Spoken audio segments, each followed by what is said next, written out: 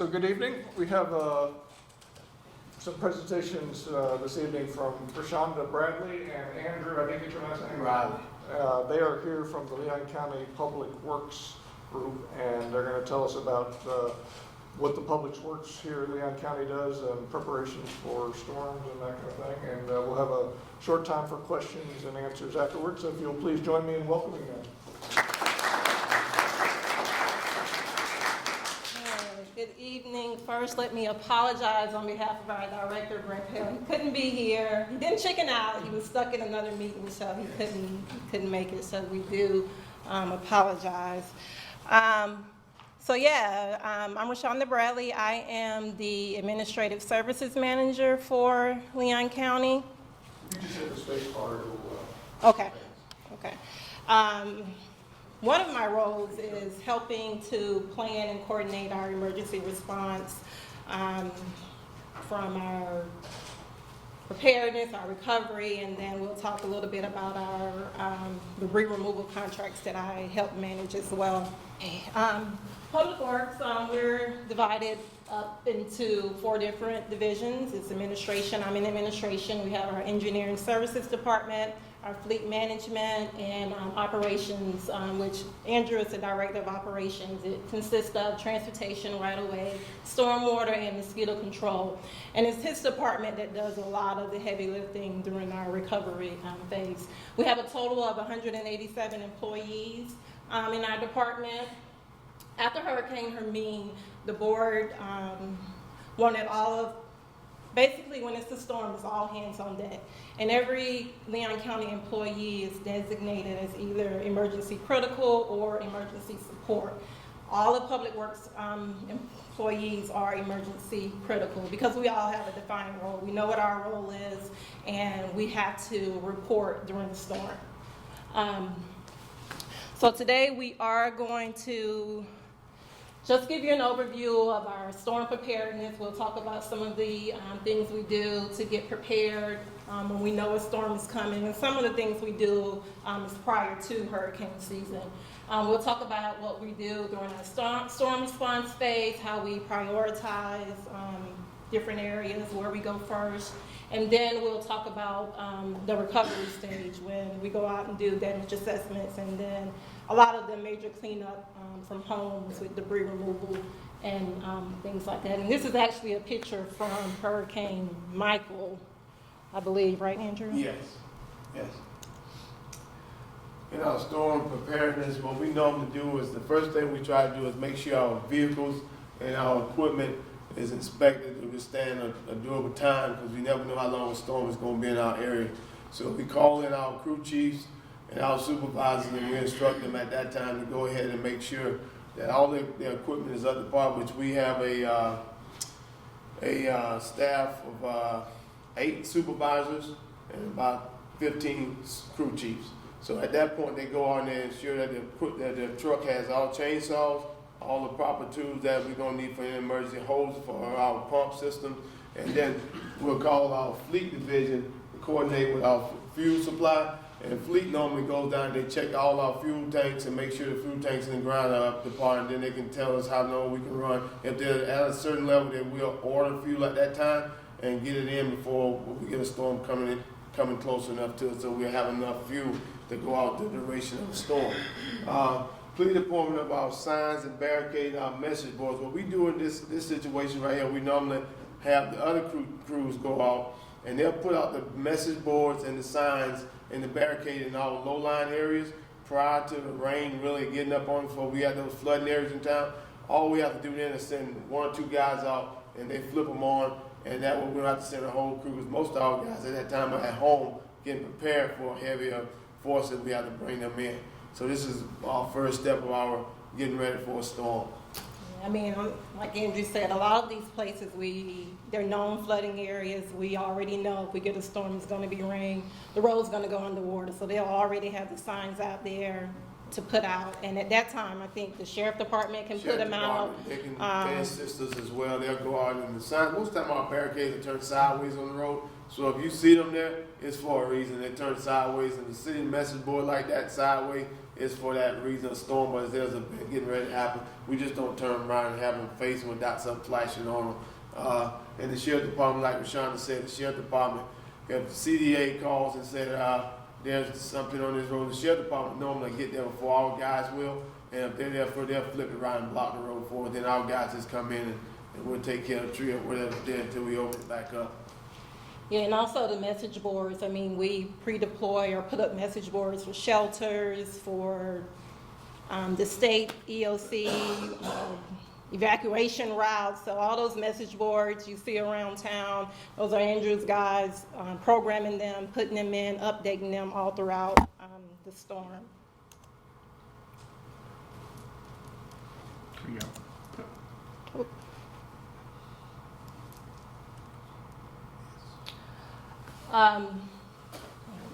Okay, this is our sandbag distribution. Our sandbag distribution, we have, like you see here, we have 4 different sites.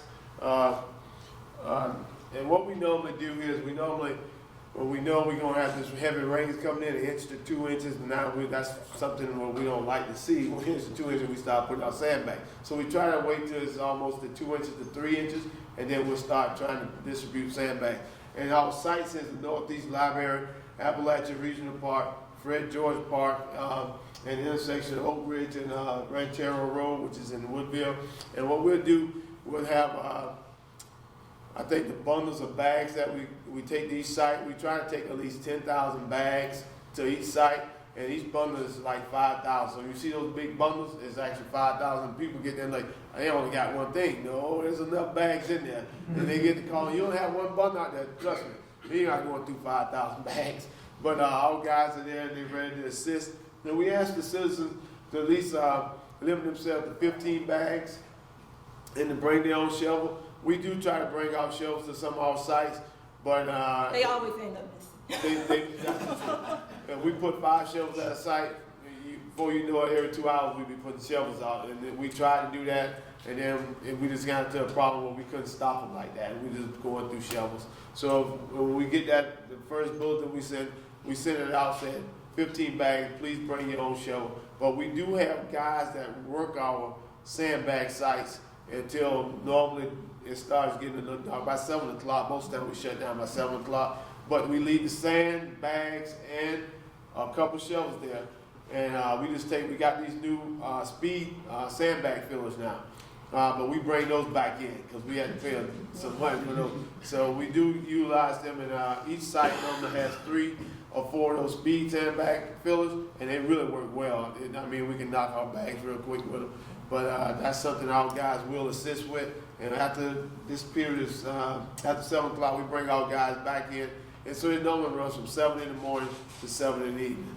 Yeah, and the sand comes from our own pit, right? Yeah, we have. And we replenish throughout the day. Yes, and this last storm we were glad we didn't get.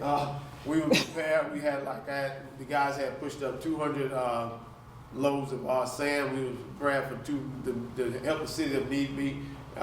We try to make sure we can help our neighbors. That's what we do. But we had 200 loads ready to push out. So all we needed was a call. We could have got it turned around. Yeah, and we keep our inventory stocked of sandbags. So Yeah. prior to hurricane season, we had, well, we don't want to tell you how many we have. Yeah. We have enough. Just to show you, you'll see this acronym here, HIM. That's what we've named the past 3 storms, Hermine, Irma, and Michael. So we survived HIM. But during Hermine, that was the first major hurricane, I believe, that Leon County experienced since Hurricane Kate. I've heard a lot about Hurricane Kate, but obviously I wasn't here for Hurricane Kate. But during Hermine, we gave out 30,000 sandbags.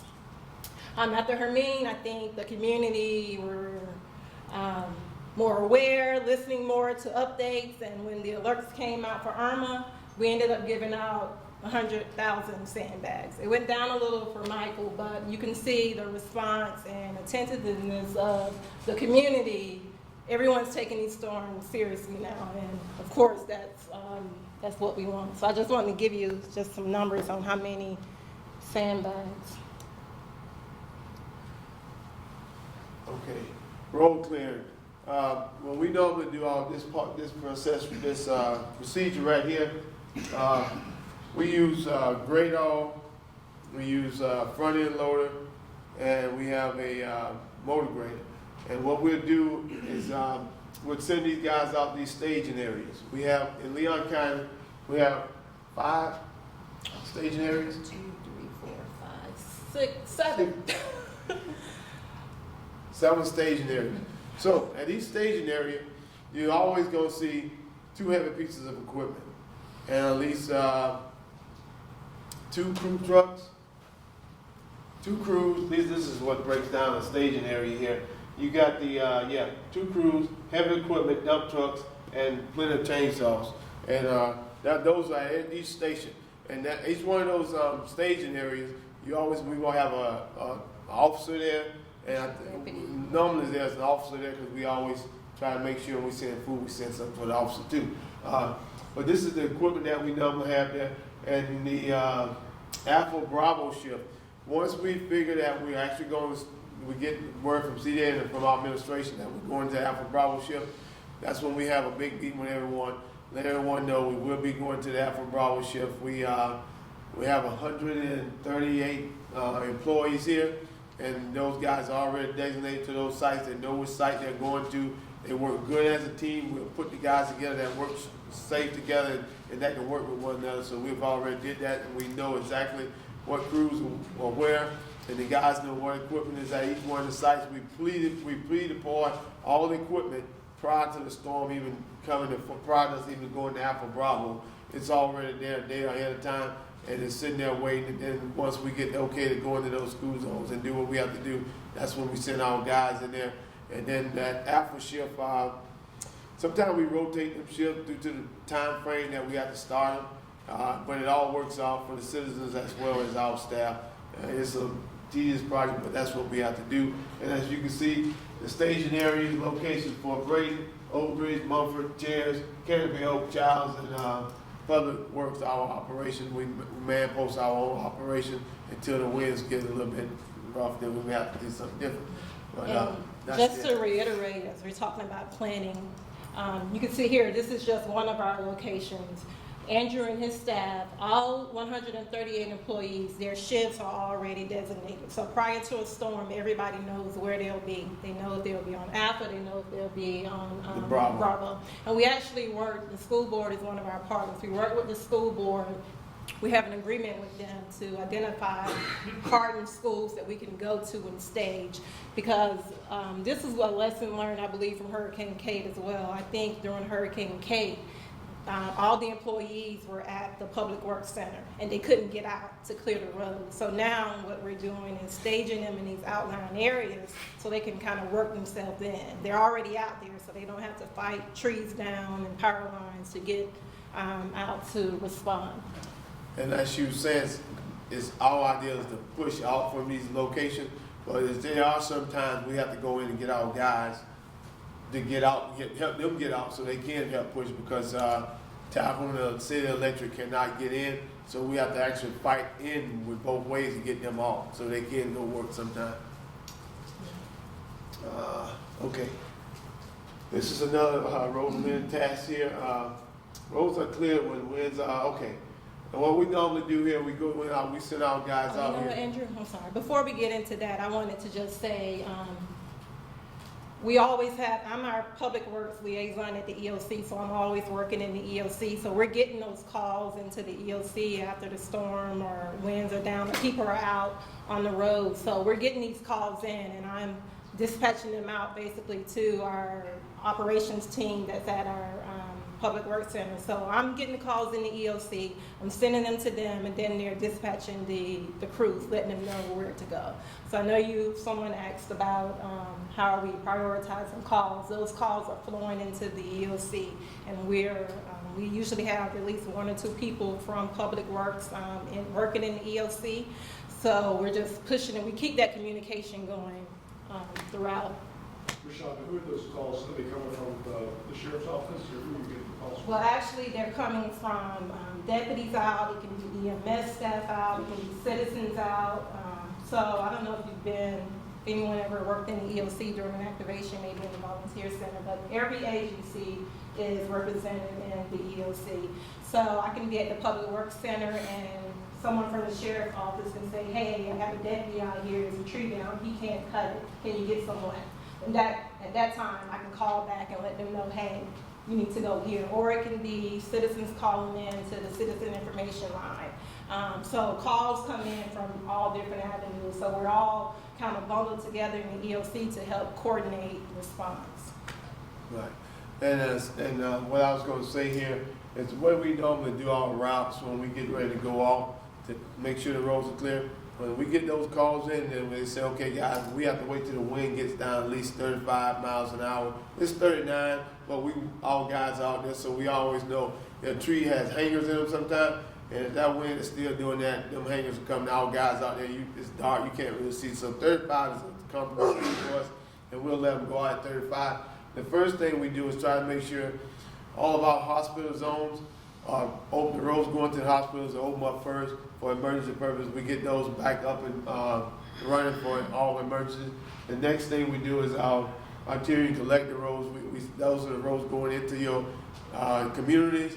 And those rural roads that we can't be like, we try to push those. Those are like veins going everywhere around this county. So we try to get those as well. And then our school zones, once the daylight comes and we figure out when school, because we have these shelters, we try to get those school roads back open around those schools so people can get back and forth to those schools if they're leaving Leon County to get back on the road. We try to make sure those roads are open and clear for them to get in. And then we get the kids back into school where their parents can come to work. So yeah, that's the last one there. So. And utility coordination, we work closely with Talquin and City Electric. So sometimes when Andrew's guys, and I believe this is a tree down wrapped in a power line, they know they don't touch trees that are with power lines entangled because it can still be a live wire. So we have to wait to clear those trees until someone from electric can come verify that the line is dead. So a lot of times the recovery can seem slow because we can have so many trees wrapped in power lines and electric is trying to restore power. So we do have a dedicated crew with the City of Tallahassee and Talquin that Andrew's guys can kind of dispatch out, like, hey, we're here, we can't move this tree. So then they can send the power company or power crew to that tree to kind of speed things up. So we do coordinate heavily with the utilities. And as she said, once Talcum or the city has located an area where they have a lot of trees down, they'll call us and say, we need some help. And what we'll do, they'll put a couple boom trucks with us, and we'll start pushing for them to get that grid back up first. And then whichever one they want to point us to, we'll just follow them until we get that section pushed back up. And we have what we call our pre-season kickoff meetings, and we bring everyone in. And it's actually a joint effort between Leon County and the City of Tallahassee. We all come together with all the utility providers, our debris contractors, and we just talk about the season, prioritize how we're going to do things. So there's always coordination going on between the two. And I just threw in here about FEMA reimbursement documentation. Our crews, they're out, they're clearing roads, but we also have to make sure we maintain proper documentation. I don't know if anyone in here has ever had to deal with FEMA. You know, it's all about documentation. So our guys, we have on each crew, there's a designated person that maintains, because we have to account for the amount of time they're on a call. We have to account for the time that they are using a particular piece of equipment. So for every road that they're on, they're documenting how long they're there. They're documenting what equipment they're using to make sure we have those records in place, because we want to get FEMA reimbursement. Because at this point, we already know that it's going to be a declaration. So we're out there also just making sure we maintain our documentation so we can get that money back into the community.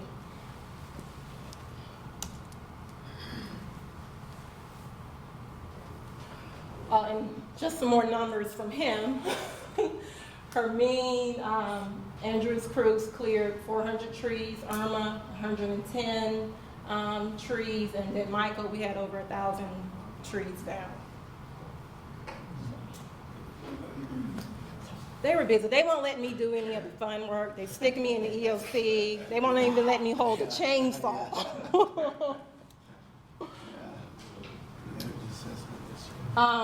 After the storm, after roads are cleared, or sometimes as we're still doing that, we do our engineering department. They do a lot of our damage assessment of infrastructure, stormwater facilities, roads, bridges. So they're going out identifying damage, working with DOT a lot of times for that, and then just trying to identify what we can do immediately to repair, and then any long-term repairs or replacements that we may need. So they're documenting all of that, and a lot of our engineering staff, they are also on the county damage assessment team that goes out to inventory like homes and all other damage as we're getting our numbers together to make sure we have the amount to get the FEMA declaration. All right, so debris removal. She's the expert in FEMA. I'm not an expert. So for debris removal, for the past, I believe, or maybe 10, 15 years, the city and the county we have joint RFPs go out for debris removal. So we share the same debris removal contractors. It's just easier for planning to do that. So we actually have 3 pre-existing debris removal contracts and 2 debris removal monitoring contracts, just in case, we're having some issues, we can call someone else in.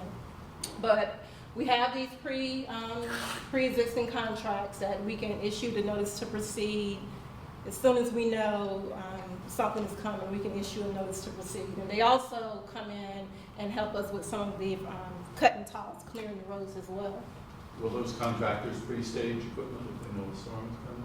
Well, during this phase, for cut and toss they can, but during the debris removal, that's kind of afterwards, and so we give people time to clear their yard, so they're not really pre-staging, but they have 72 hours to get here to Tallahassee after we issue the notice to proceed, because we try not to start debris removal until we give people time to actually get back home, clean up their yards, and have time to put it out on the curb.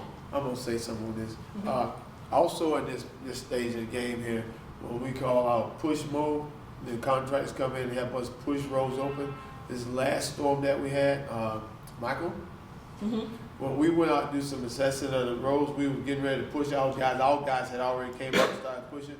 One of the contracts that we had on the contract, he was already out pushing, trying to hurry up and get it done, help us get some of our main roads open. He was already, we ran up on him out there, he was already pushing roads. Because I think we had 10 or 12 additional crews during Michael to help us do that emergency push. We also have debris management sites where we stage the debris. What do you do with it? You put all that debris out there, what happens to that debris that's piled? You mean? It's all. Yeah, we put it, just you leave it out there to rot, or? Oh, Yeah. no, I'll get into that, but our contractors, they have to pick it up, they have to reduce it, and then they have to take it to its final destination spot. So we have all these debris sites around town. Yes.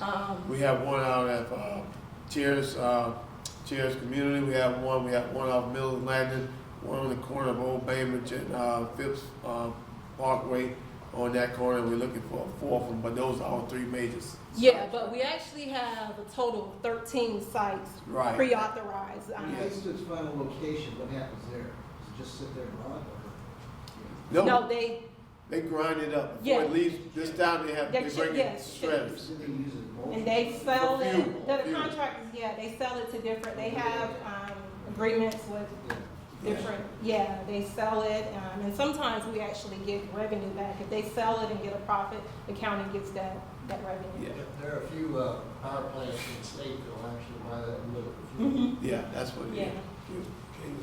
Yeah, that's what I was gonna mention. There are wood-fired electric generating plants that are around it. That's where they take that stuff to. Yeah, I mean, the contractors, they've been in the business, so they have relationships with all these folks. But with our debris management sites, everything has to be DEP approved. So DEP goes out prior to hurricane season with us. They visit all of our sites and make sure that all the environmental regulations are okay. There isn't water bodies there. So all of our sites are already pre-authorized. When we get to a storm and it's time to start collecting debris, all I have to do is send a quick email, hey, we're getting ready to open these sites. So we don't have to worry about DEP coming in at the last minute to pre-authorize. We get everything pre-authorized before the season even starts. So when we need to activate, we can just start. How often do you guys have to renew those DEP permits? Yearly. Yeah, and they're, I mean, we have the same site, so they're familiar with them. Yeah, we just have to, it's like a day field trip. We all get in the car and ride around town. We have everything still the same. They take pictures, and then within a few weeks, we'll get our authorization letters. And we actually share sites with the city of Tallahassee.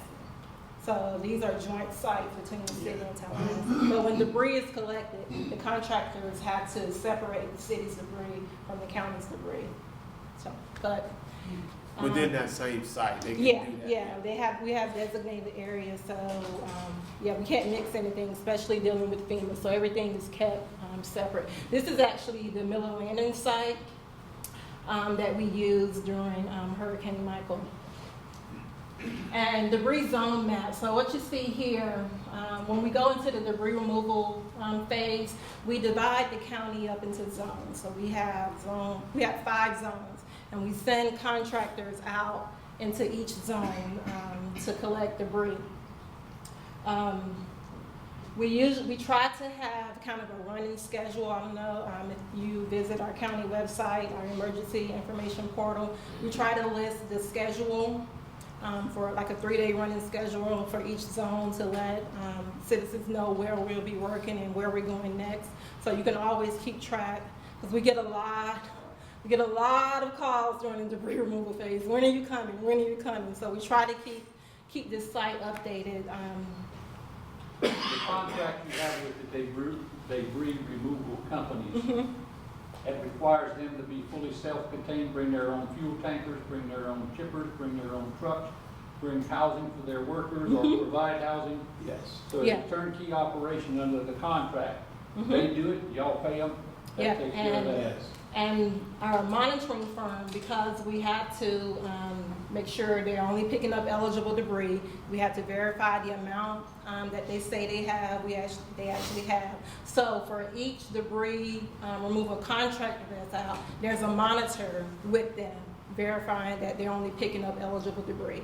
So we have to have that documentation for FEMA purposes. So we have the separate debris removal contractor, and then we have the monitor contractors as well to act on our behalf to make sure that the contractors are only picking up what's allowed, and FEMA reimbursable as well. So what the contractors are picking up, I don't know if you've seen kind of these bucket trucks around town after the storm. What they're doing is removing these hazards, leaners, and hangers. So part of the contract, if they're rotting, we activate them for each phase. There's a leaning limb, they're clipping it. If it's a hanging tree, they're getting it. And our contract, we pay them per tree. So if it's 100 leaning limbs on a tree, we're only paying them once. So they have to get everything there.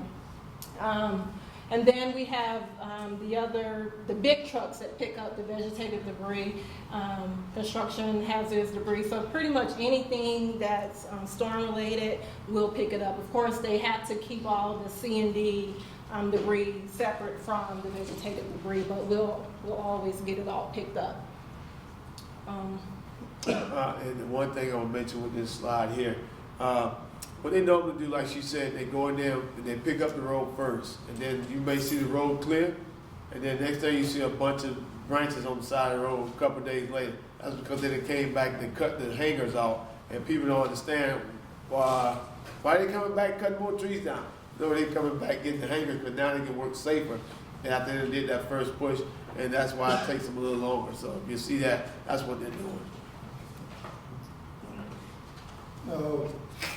I'm not too far from where the Lowe's Landing is, and I know a couple of weeks after Michael, you would see the double trailers going down the Clay Road. They can't make a right turn on the Meridian. So they're sitting there, they're backing up, and finally, they go off the side of the road to try and make it up. If they got down Timber Lane, it wouldn't have been that problem. Yeah. Or if they got down the road a little bit further north. So, We can keep that in our back pocket. in your spare time, you might want to look at the directions that you send some of them. And see what we did, well, after the first thing we noticed that, we did send guys out to give them a better route. But see, some of these guys came out of state and they got these GPS things. They want to get a quicker load. They figure they're going to take a shortcut. I saw some of these guys with double trailers trying to back down the narrowest road. And they done made it down this road and they couldn't go down it. I was like, guys, that's why we tell you to stay on this route. But some of them are trying to take a GPS short route. Then they get stuck. Another thing they might want to do is get somebody out there stopping traffic, because you can't see around either one of those. Yeah, and actually they are supposed to have MOT, maintenance of traffic, so, and we did learn of sometimes they didn't, and we addressed it. Yeah. So, and the other thing I forgot to mention that actually Leon County, after Hermine, was it Hermine or Irma that we got our, no, after Irma, the county actually purchased some additional trucks that can remove debris for Yes. our internal staff, just to expedite things. So we also have the contractors collecting debris, but we also have some of our own public works employees assisting as well, just to try to get everything cleared out as quickly as we can. Let's see here. Back to him. During Hermine, we picked up 200 cubic yards of debris. We spent about, I think, $10 million on debris removal. During Irma, of course, that was a smaller storm, 40,000 cubic yards. We spent about 400, 500,000. During Michael, we picked up over 1 million cubic yards. And we spent $22 million in debris removal for Hurricane Michael. But it's all FEMA reimbursable. We're getting it all back. So, yeah. We've gotten 7.7 million of that back.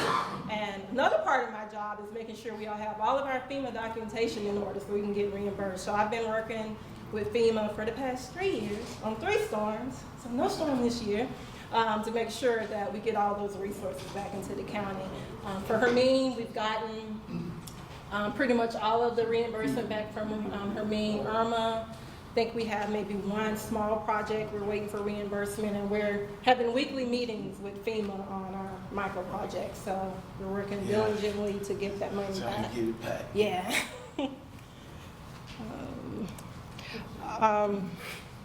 As far as our planning, response, and recovery, that's all that we had. Or do we have any more questions?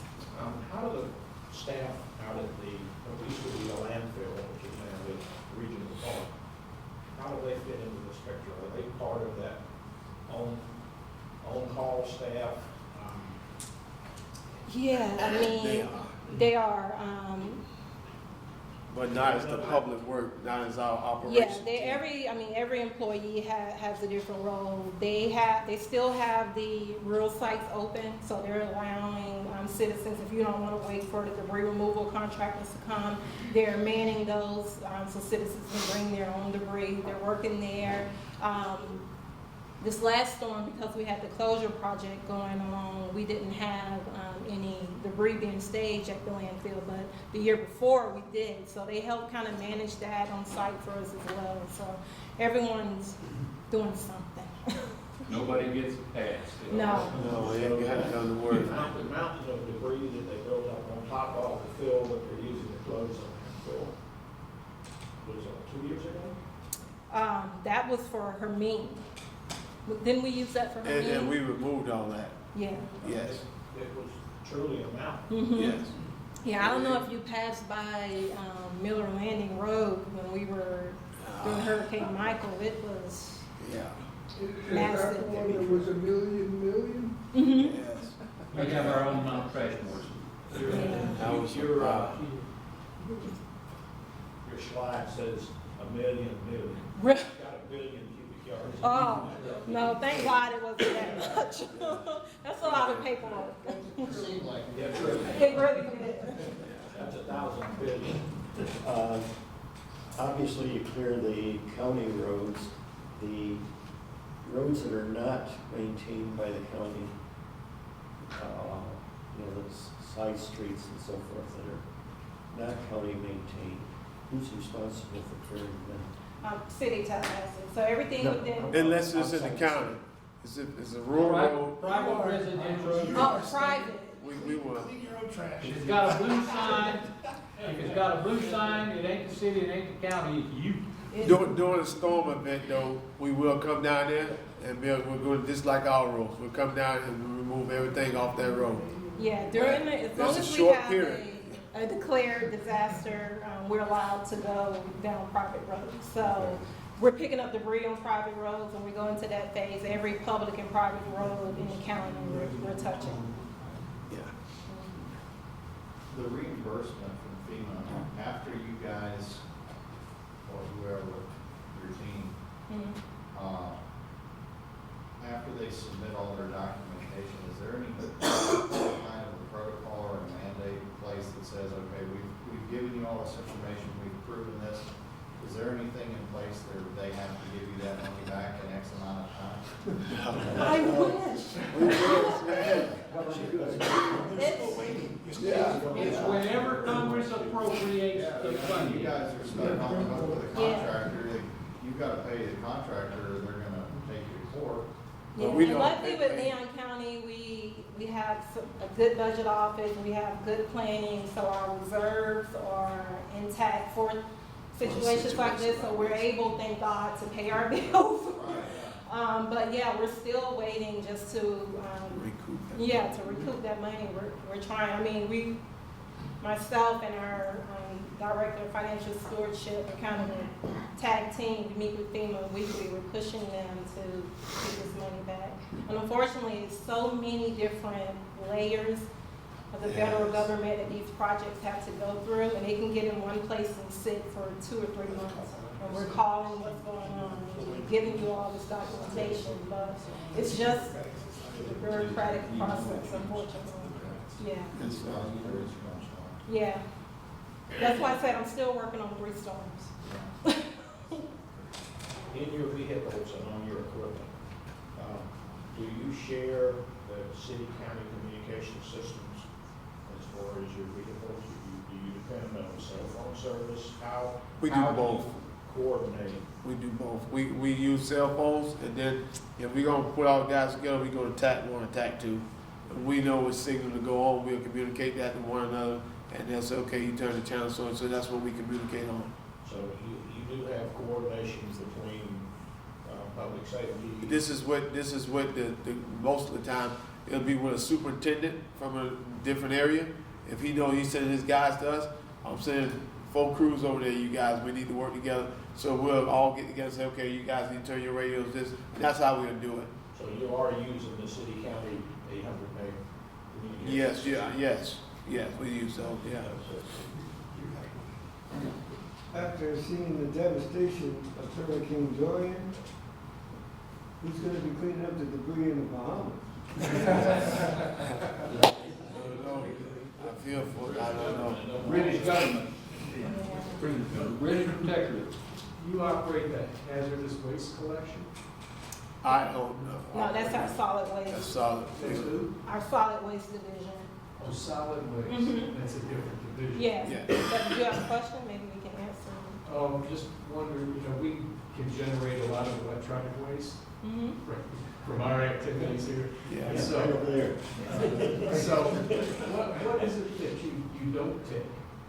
What are the? Well, actually, during the storm, if it's storm related, we take it all, but you just have to, we can't really see that slide, have everything separated. You know, we don't want any hazardous debris mixed with vegetation debris because we can't mix piles, FEMA, blah, blah, blah. So, as long as it's identified, we'll collect it all. It won't be collected maybe during the same pass. Like for Michael, we got all the vegetated debris out first, and then we came back to get all of the construction C&D stuff.